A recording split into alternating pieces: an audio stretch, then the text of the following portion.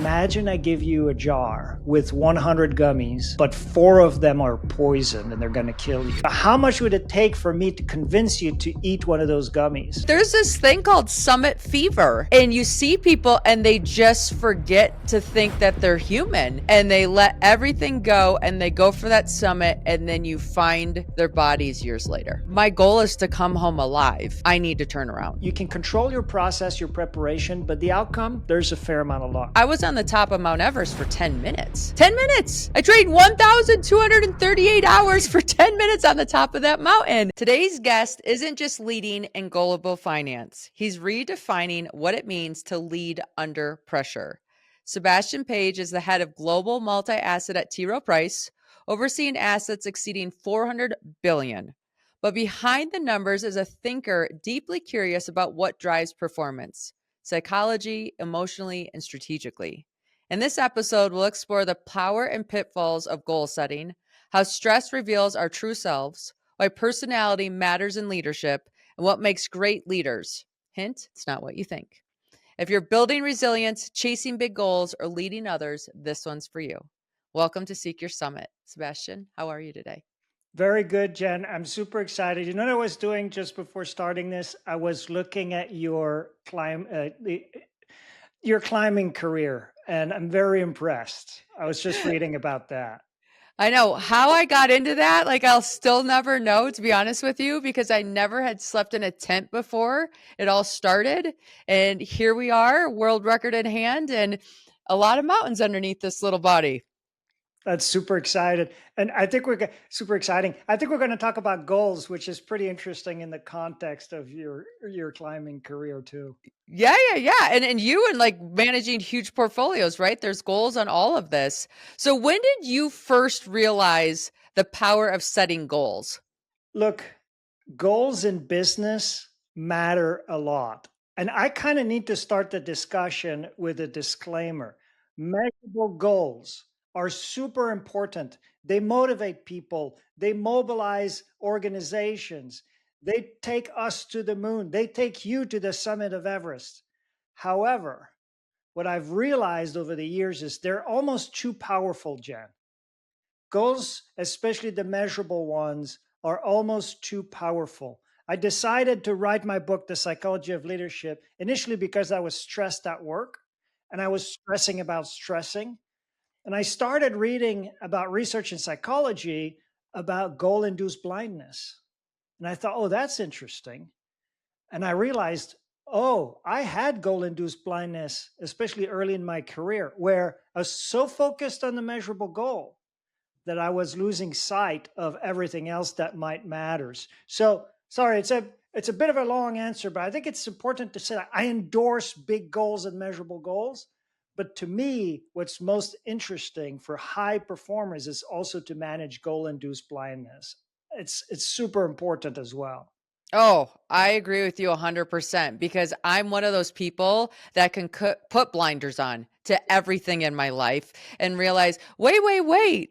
What am I measuring? Like, I have children at home and I have all these other things. So I've had to put goals in my life to make sure that I'm spending time with the kids. We're like doing all these other things. And I'm not just this like one-sided individual. And here's the thing. A lot of your most important goals in business, in life, are not measurable. They're goals about improving your process. If you're an elite athlete like you should have goals. And here I am telling you what to do, right? Please do. I'm here for it. It's more of a general statement about how process goals, underrated. Are you after a specific quarterly earnings measure when you manage your business versus here's a goal, we're going to improve how we do things? As a money manager for us, it's about, are we getting the right research? Are we surfacing the right insights? Are we getting better from a mastery perspective at what we do? And I find that fascinating. That whole area of goals that are squishy, that you can't measure. You know, spending time with family, you don't really measure that. But how important is that for your long-term happiness? Oh, yeah, definitely. And especially like, so I was just on Denali in May, which is the highest point in North America, and didn't summit. If my only goal was to summit, That is a lot of resources financially, mentally, emotionally, physically that we didn't win. But there's so many other things along the way, like you said. How do we become more efficient? How do we figure out, like, what do I really need to carry up that mountain? Like, how can I use this experience to make me better for the next one and perhaps a second attempt? And you can take that even to the next level. One of the first meetings I had when I started doing research on sports psychology was with a sports psychologist who's here in Maryland. His name is Dr. Daniel Zimmett. Super interesting guy. He's also an athlete. He has 40 national titles in the sport of handball. So handball is kind of like squash, but you whack the ball with your hands.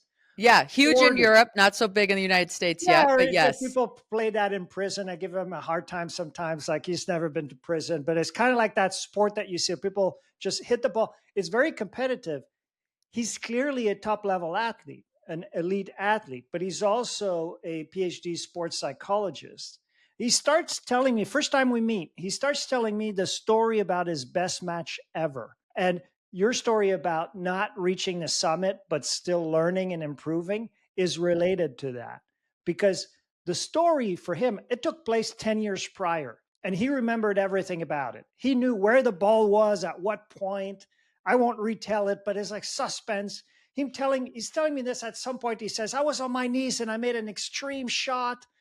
And what's fascinating is he goes, oh, then I lost the next 2 points. And it's a complete and total letdown. I go, wait, you lost the game?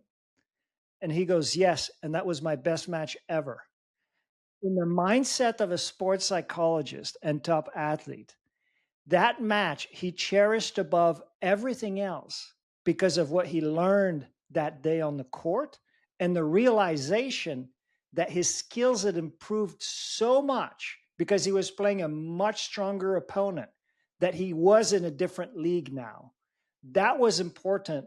Process, mastery, forget the ego of winning or losing.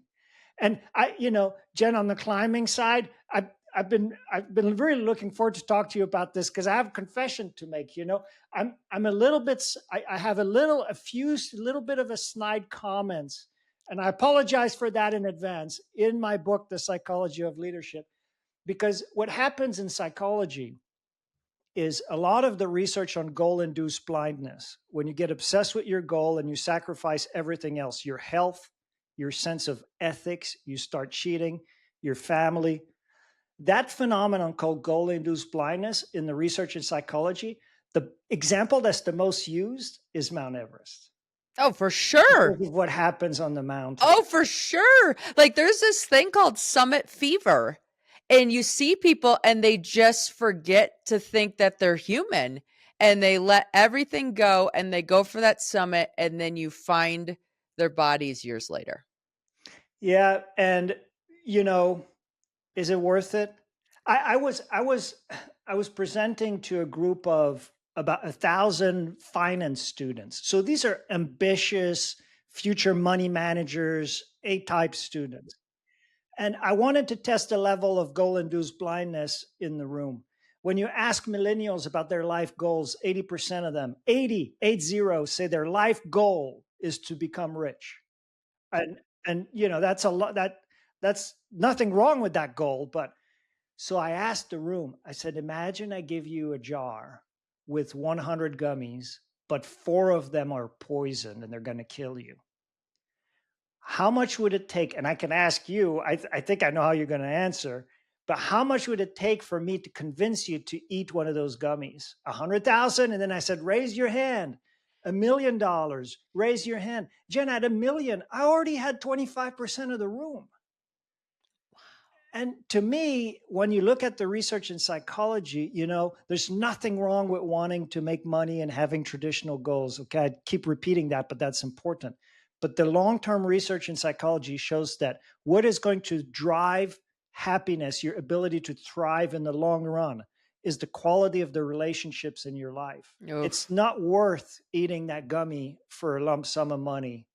But No.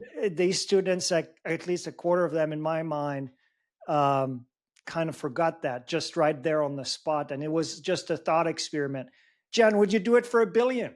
No, I don't even, because here's the thing.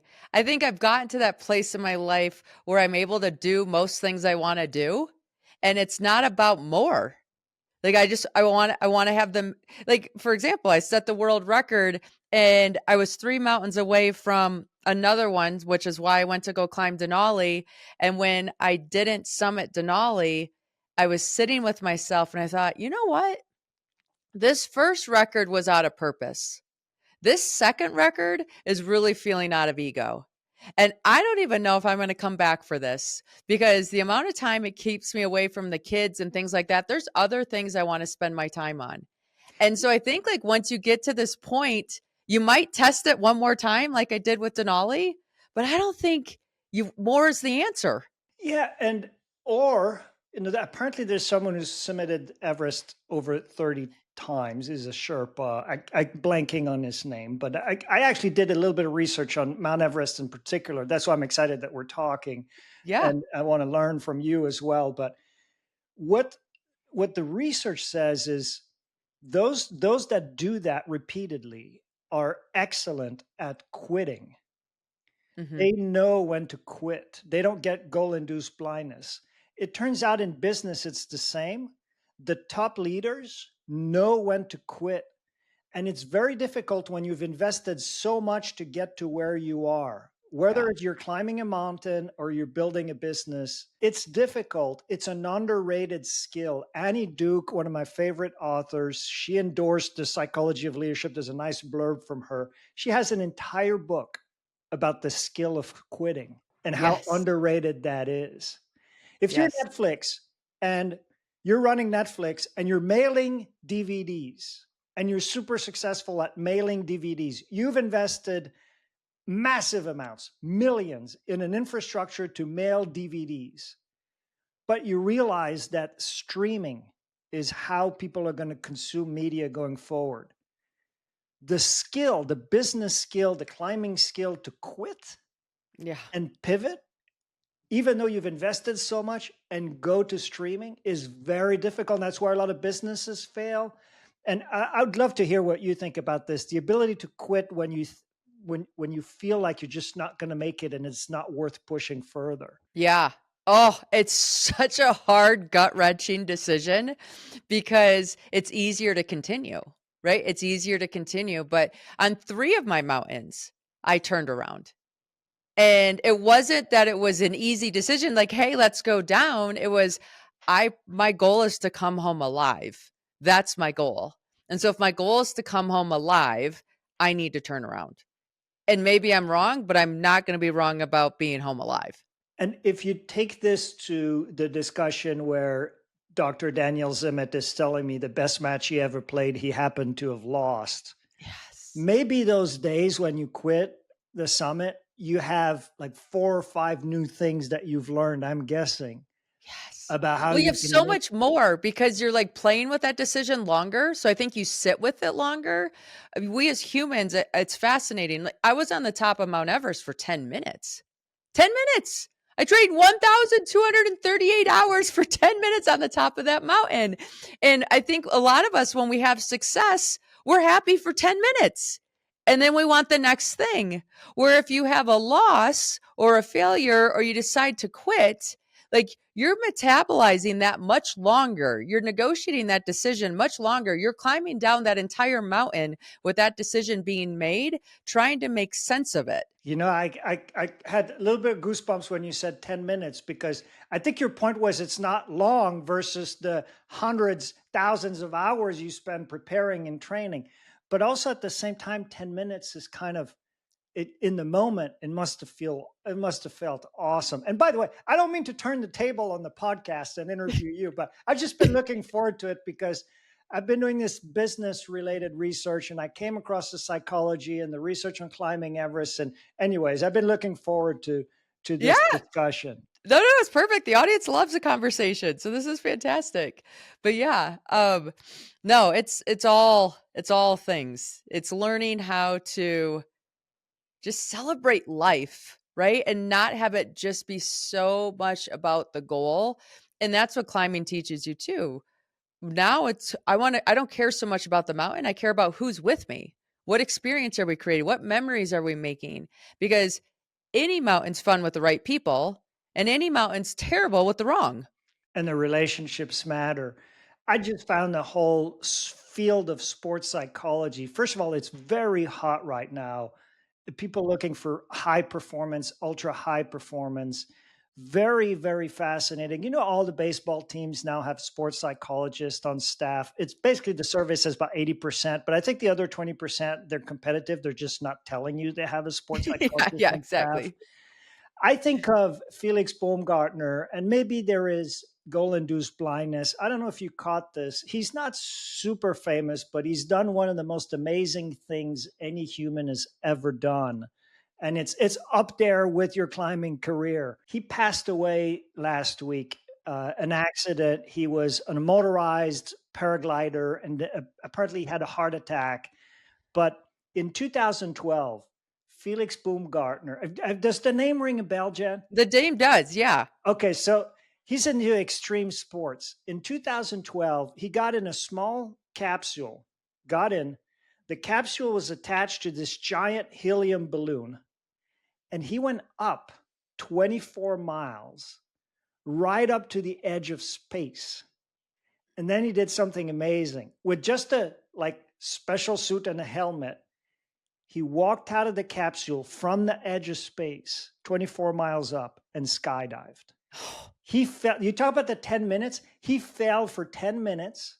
4 minutes were in free fall. And he was the first human being to break the sound barrier. And And without survive it? Survive it. And survive it. And, who knew? No one had ever done this. He didn't know if he was going to pass out. But what no one knows is it's revealed in a book by a sports psychologist, Michael Gervais. Felix Baumgartner was coached by a sports psychologist for the entire time he was preparing and throughout the day of that record-breaking skydive. And I love using that example when I give a talk, because my point is, we all know that psychology has an incredibly important role to play on the clinical side, treating depression and anxiety. Not everybody knows, especially in business, how much research and applications there are on the positive side of psychology. Performance side. Yes. And ultra high performance. If you go on Google Scholar and you start digging into the research, you'll find that about half the articles are not anxiety and depression, which is super important. But about half of the field of psychology is about thriving, is about positive psychology, is about high performance. In the case of Baumgartner, ultra high performance. Yeah. So for me, it was, how do I take this and apply this to business? What are the lessons I can learn and in my life and teach to people in business, in leadership, and in leadership in life? You don't have to manage people to be a leader. Right. You lead by example. You have friends, you have family, you have community. So that was the goal. Wow. Wow. On that topic, what have you learned about making decisions under pressure? Well, we all know it's difficult. And after 25 years in money management, I still find it difficult. First of all, you're not going to get everything right, and you need to accept it. Roger Federer went viral about a year and a half ago when he gave a speech to students for commencement. Mm-hmm. Here's the top tennis player of all time. And he goes, I've played 1,500 matches. I've won 80% of the matches. But then he asked the students, what percentage of the points do you think I won? And Jen, the number is 54%. Yeah, I thought it was like 54 or 52%. It's bananas. So Roger Federer, one of the best tennis players of all time, lost almost half of the points he ever played. And the point is, he looks at the students and he says, whatever game you play in life, realize you're going to lose. And if you have to make decisions under pressure, you need to realize and accept the fact that you're going to lose. And in fact, if you take it to an extreme, embrace the losing, because that's where you're going to learn the most. The other aspect, which applies to sports psychology, business, and life, is how important and underrated it is to differentiate between luck and skill. Ooh, You get know, into Jen, that for me. if you have to turn around on the mountain, it might actually just be bad luck. You might be better trained than you've ever been. But if Right. the weather's bad, it has Yep. nothing to do with your preparation, your decision-making process.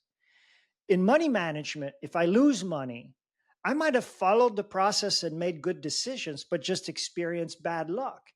And Hmm. the ability to differentiate between the two, also credited to Annie Duke, is super important.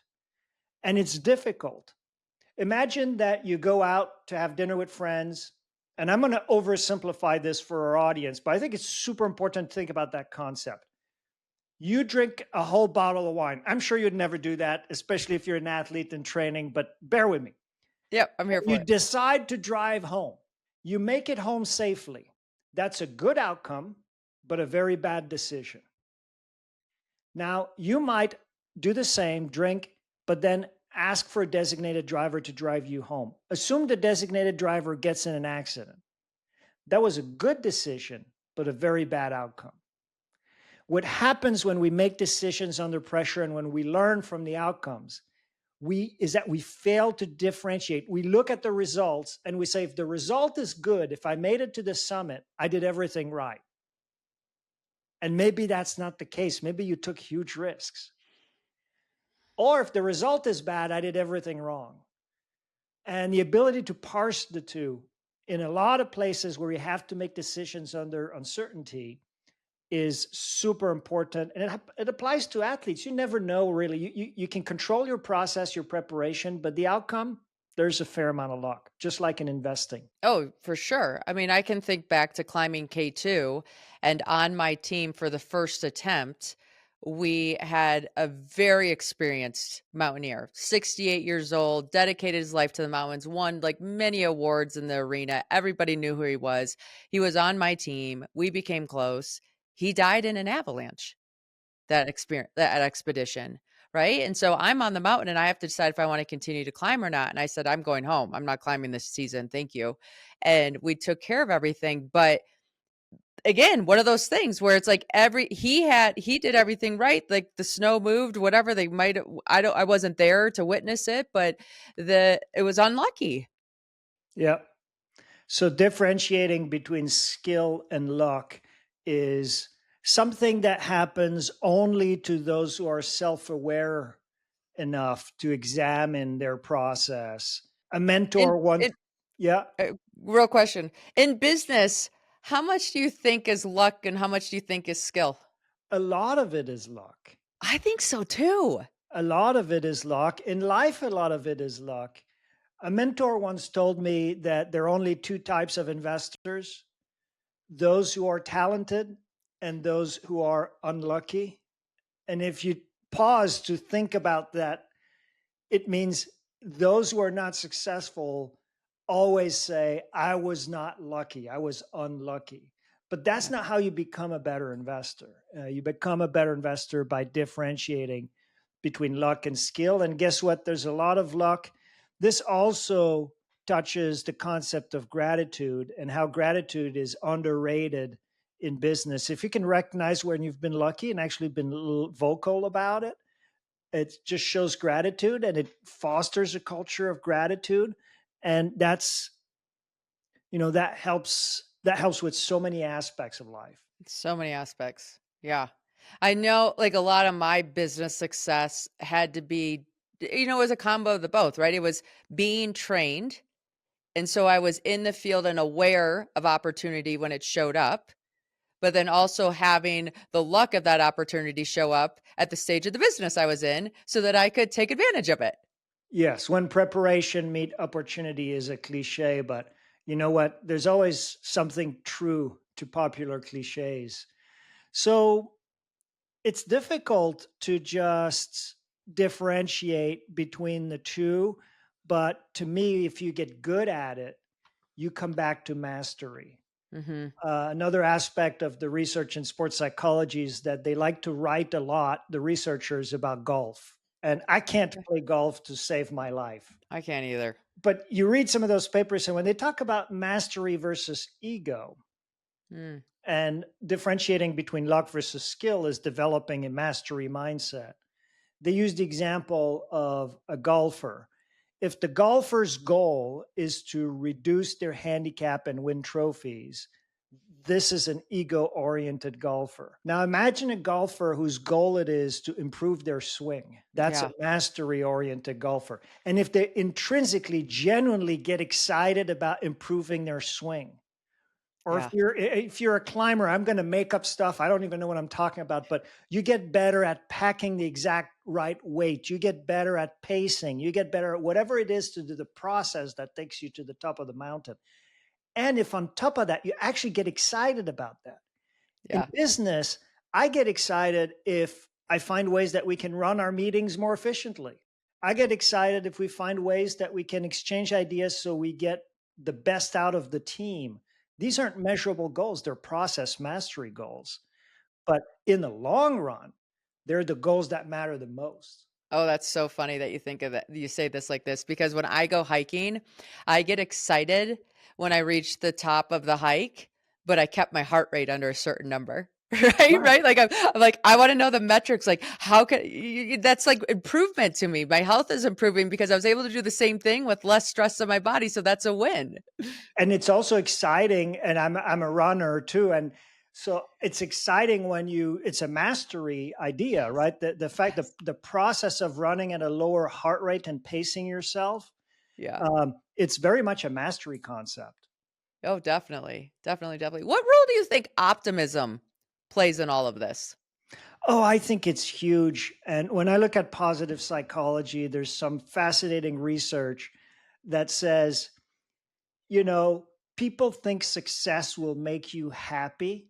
And Sean Aker from Harvard says being happy will make you successful. Ooh, He yes. reverses the equation.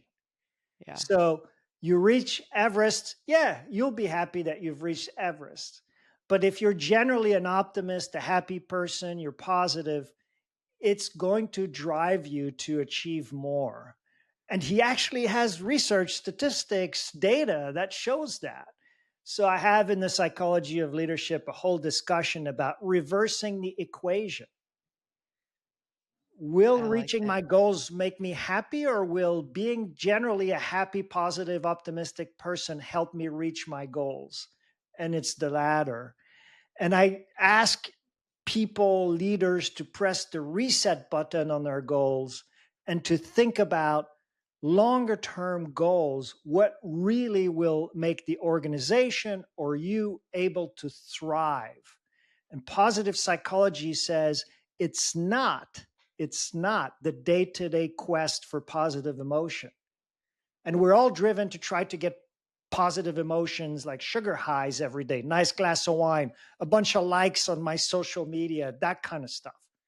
But then positive psychology says there are four other factors. I talked about relationships earlier, Okay. but engagement, getting in a Mm, state of flow. I'm sure that's a big part of what you do when you climb. big part. Yeah. Meaning, believing in what you do, believing that it has a deep sense of meaning. In money management, we're helping people lead better financial lives, pay bills, take their kids through college, get better retirement. For me, that's a meaningful work. And relationships, we talked about the quality of relationships is the number one factor to people's long-term happiness. An accomplishment from a long-term perspective. Do you have a big long-term goal? So the model, I hate acronyms. We use too many acronyms in business. But that model, PERMA, PERMA, positive emotions, engagement, relationships, meaning, and accomplishment from a long-term perspective. With the IRMA, you get the recipe for thriving and long-term happiness according to positive psychology. Now, this is all squishy, and for a lot of business leaders, they just want to generate revenues. And when you start talking about positive psychology concepts, they're way too theoretical. But that's my goal in the book, in the psychology of leadership. I want to actually make it practical. How do you increase engagement? Like, more than half of all employees in the US, when they get surveyed, they're not engaged in work. And so I'll give some ideas to increase engagement, to increase meaning. How do you discuss meaning at work? And how do you relationships. How do you manage relationships at work to the feedback process and so on? Those are the it's where positive psychology meets the real world is kind of my goal here. Yeah, it's so funny because I'm such an athlete and I've always been an entrepreneur. So I've always been on this field. So it's crazy for me to think that that's not how it works outside of my little bubble of population me and my little company that is like we read all these books together and we talk about all these things together. So it's nice to hear your perspective and the difference that you're making in that arena. You know, in business in particular in the workplace, the measurable goals are just so important and they're powerful and they work. And I'm not saying you should not use, this is double negative, I guess, but you should use measurable goals. But there's more to it. And if you want, going back to Baumgartner, going back to your experience as a world-class climber, there's a lot more to high and ultra high performance that is not measurable and that is equally, if not more important. And that part, I'm not kidding. People don't talk about it. People will say things like, what's our why and blah, blah, blah. And there's a little bit of corporate cliches. But I tell you, in the business world, we don't leverage sports and positive psychologies nearly enough. Wow. Wow. I understand it's a big part of your life as an entrepreneur and as a world-class athlete. Well, yeah, like for me, it's like a game. For me, the joy is the game, right? Like, yes, you want the end result, but if you don't have the end result, it's just a not yet, right? Like if I keep playing the game and keep learning, okay, I played soccer in college and you just like, you just knew like how to set that goal up and you'd kick the ball till you got it to the spot and then you'd go through and you kick it and you'd hear it hit the back of the net. And that sound of the back of the net was so appetizing that it would motivate you enough to practice on your own all the time because you wanted that so bad. And I think in business, we're too far from that. Okay. It's unfortunate. We're too far from the sense of play, from the positive side of competition.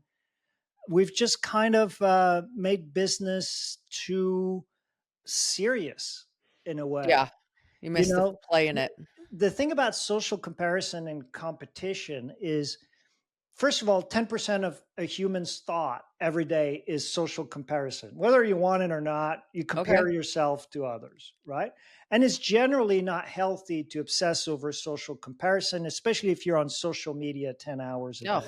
Yeah. But social comparison can be a powerful source of motivation if channeled the right way, especially in the context of competition. And it's actually, in the research psychology, it shows that it's more powerful than positive encouragement. So I believe it. So if you're, running. I think that's why you see pockets of success, right? Like in certain sports, you're like, they have pockets of success because they're like the competition between each other is elevating both parties. Yes.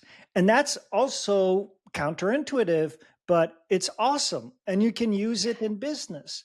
As a runner, there's an intrinsic motivation, right? I'll go out, it's cold outside. No one's looking at me. It's just, I'm intrinsically motivated to get endorphins and to run for the sake of running. Also, as a runner, and I'm not an athlete, but I run. I'll get my better times, my best times in a race.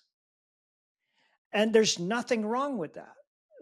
So this positive aspect of competition. I did something in my team recently where I sent an email to everybody and I said, we got to get better at using artificial intelligence. We need to explore how it can increase productivity in our business. And I said, here's a competition for everybody. I want your 3 best ideas to increase efficiency using artificial intelligence. Here are the tools within the next 3 months. And we're going to just name the top 3 best ideas. That's like just making it a little bit competitive. You're gamifying it. And gamifying is amazing. And I'm increasing engagement. And this is real business. It matters. We're looking for efficiencies. And Yeah. so I think that's also underrated in my world and sort of the boring corporate world. Hmm. It's interesting. I don't want to What say okay, the let's talk. corporate world. The corporate world's not always boring. That No, was I know. Of course it's not. Look what it brings to the table for all of us. What role does stress play and how people manage that with their performance and everything else in life? I'm so glad you asked because that's why I wrote the book. I was stressed at work and Yep. I was stressing about stressing. I was beating myself up. I've been doing this for 25 years. Why am I still stressed doing this? Yeah. And that's when I spoke to the sports psychologist and started doing the research in sports and positive psychology. The most useful finding in my entire book in the psychology of leadership to me, to my own life, because I Mhm. wrote this book to improve myself as much as helping others, was the finding from sports psychology that optimal performance does not occur at a stress level of 0. So, another way to phrase this is stress can increase performance up to a point after which you choke, it's unhealthy, and your performance decreases. This model has been researched for about 80 years. It's called the Yerkes-Dodson curves. And there's a lot of research that's been done on it. And the idea is that first of all, stress level of 0. If you walk around in life trying to be 0 stress, it actually is impossible. It's part And of probably the creates more stress. So, I yeah. mean, I can't even imagine. Yeah, you're just adding another layer of stress. And also it's part of the human experience. Now, Right. I'm not talking about clinical anxiety here, but I'm talking about activation is how sports psychologists describe it. Jen, if you're preparing for a climb, do you sometimes think, I'm too relaxed here? Like, if you're not taking it seriously enough, if there's not a level of activation, and yes, call it stress, are you going to be motivated to do all the training, all the meticulous planning, and push harder? Probably not. Research in Yeah. sports psychology shows that, especially if you're going to do things like powerlifting or sprinting, Yeah. you need the adrenaline. You need activation. Right. And so that was kind of liberating for me because I just reframed this in my mind that stress is fuel for performance. And what Dr. Daniel Zimmett, the sports psychologist, told me was, do you think top level athletes are not anxious and they don't feel stress? Absolutely, they do. And he trains top level athletes in Major League Baseball and the NFL. He goes, they're all incredibly neurotic because it's hard. Like you need Oh, motivation. yeah, no, like, I've interviewed a handful of Olympic athletes because I live in Park City and we have the ski and snowboarding team here. And so, like, these gold medalists, they're like, every single time I've done this thing 1,000 times, I can do it in my sleep or whatever else like that. But when you're up there ready to go, you're like, ah! Like, you just learn to channel that stress into where you need to go. Yes. And the key to learning here is to reframe it as activation. To a certain extent, stop stressing about stressing, accept it, realize that it's fuel for high performance. And look, if you're overstressed, it's going to impact your performance, but you just want to get to the optimal level, and it will depend on the task. And I thought that was really interesting as well. And I found many applications of this. If you're doing powerlifting, if you're doing a simple task, your optimal performance will occur at a fairly high stress or activation level. If the task is complex and it's, say, archery and it requires concentration, your optimal performance will not occur at a stress level of 0, but it will occur at a lower stress level. So different tasks have different Yerkes-Dodson's curves. I I thought once that did was a super. breathwork session with archery. Yes, Right? And how you yeah. breathe plays such an important role in where that thing goes. It's bananas. Yes, because you don't want to get too stressed. But again, it's not 0. You got to be It's not zero. switched on. You got to be activated. And different people, of course, have different stress curves. So some people can perform better at very little stress levels. I like, No, I think in some people like need a certain stress level to yes, function. And so I swear they make it stressful so that they can operate the way they want to. my brother-in-law is into extreme sports. I went mountain biking with him. He was bored out of his mind. I was terrified, and he was just barreling down the hill, and we just have different stress curves. Um, In that arena. Yeah. Neil Armstrong's a super interesting example. And by the way, before I say this, I talked about Neil Armstrong in another podcast, and I looked at the comments, and I had some comments of people saying, "Does he really think the moon landing happened?" So I'm just going to say I think it happened. Let's just assume it happened. Let's assume it happened for all So, sakes and purposes. so Neil Armstrong is in the lunar module with Buzz Aldrin, and famously, everything went wrong. Everything went wrong. The communication with Earth broke down. The computer broke down. The module went off course. He actually had to take manual control of the thing and land it in the wrong spot that wasn't planned for. What most people don't know is that as an astronaut, he was hooked to a heart rate monitor. And Jen, can you guess what for most of that mission, the landing, what Neil Armstrong's heart rate was? Yeah, maybe like 130. Like So, something that we're just gonna be like, wow. so 130, right, would be sort of for most people a normal stressful situation. I might be running like, again, I'm a runner. I'm not a good runner. I might be running like 8-minute What, mile or like something. 150? Are you running like 150 at that? So yeah. So if I'm at 130, um, well, maybe, I don't know, maybe 8-minute mile. I'm at 130. I don't. Okay. It depends on the day, but Neil Armstrong's heart rate was 75, What? which is basically the resting heart rate for a lot of people. It is 100%. It makes me think, remember the Hudson, like the plane crash on the Yes. Hudson? Did Yes. you ever listen to that audio tape of No. like the guy saying, I mean, like you listen to this tape and this human is Super calm. an engine's out. We've got another engine out. We're not going to make it back to the tower. We're going to have to end. Like, I mean, it was the most monotone, mellow. Like, I'm like, that guy I want as a pilot for the rest of my life. I mean, it was bananas. Yeah, and so apparently Armstrong, it's peak at 150 just when he landed. But for most of this, like the machine, the thing is breaking. He can't communicate. He's running it. And the rest is history. Right? He stepped out and said, "This is a small step for a man. It's a giant leap for mankind." But 75 heart rate.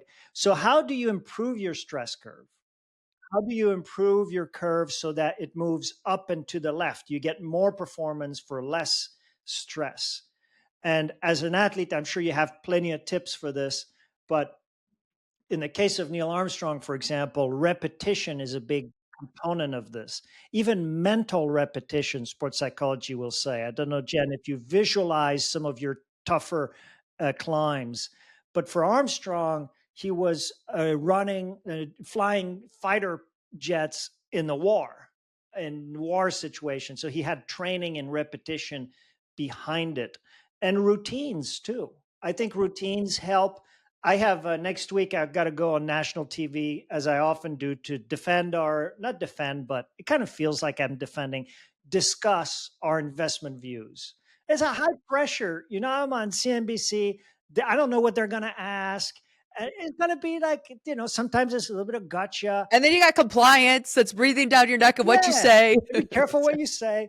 So those are high pressure situations. But I'm going to do what I always do, which is 4x4 box breathing. I'm going to take Yep. an inhale for 4 seconds, hold it for 4, exhale for 4, and hold it for 4 at the bottom. I'm going to do that 2 or 3 times right before we go live. No one's going to Okay. notice. And that's going to help me just go from the too much stress part of the curve, Yep. where I might choke, just bring me back up to a lower stress level and try to reach optimal activation. Yeah. Okay. So breath work's a big tool for you, obviously. Yeah. What other tools do you like to use? Well, counterintuitively, because when you're in the moment of dealing with a stressful situation, you don't think about your sleep. Mm. But it's been proven that people Oh, who get quality sleep can handle stress better. And Yep. you can look at cortisol levels, which is a stress hormone. If you don't sleep well, Matt Walker's book, Why We Sleep, is fascinating, worth reading. Um, so that is, a tool we don't all think about. We don't equate good sleep with better stress tolerance, but believe me, it's huge. If you're sleep Huge. deprived, you're going to be much less tolerant to stress. And I do think visualization works. I was doing the research. I found that, I used to think the advice on breathing was just trite, right? It's just like, okay, you hear that all the time. And, but then I read about George Mumford, who's a professional coach and who coached, Michael Jordan and Kobe Bryant and all the top athletes, and how he would work with them on their breathing. And I thought, okay, if these athletes benefit from this, then maybe we can all benefit from learning some of those techniques, including, Jen, mindfulness, being able to observe your own thinking Yeah. and insert pauses when you get a stressful stimulus before you react, or just Yeah. tell yourself, I'm having a fight or flight response here.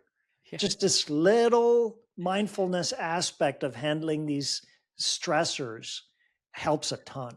Yeah, no, I find I talk to myself. So when I was crossing the ladders on Everest, right? Those things are scarier than what they look like on TV, just to let you know.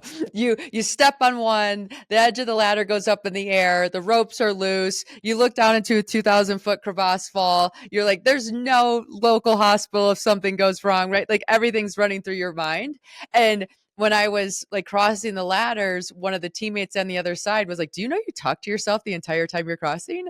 I'm like, I do. He's like, yeah. You're like, you kept telling yourself, I'm okay. I'm taking the next step. It's safe. I'm okay. And like those little things just allow you to calm your nervous system down because it's naming it like, yes, I'm scared, but it's okay. Like we can be scared and still do this thing. Yeah, it's so impressive. It's so impressive.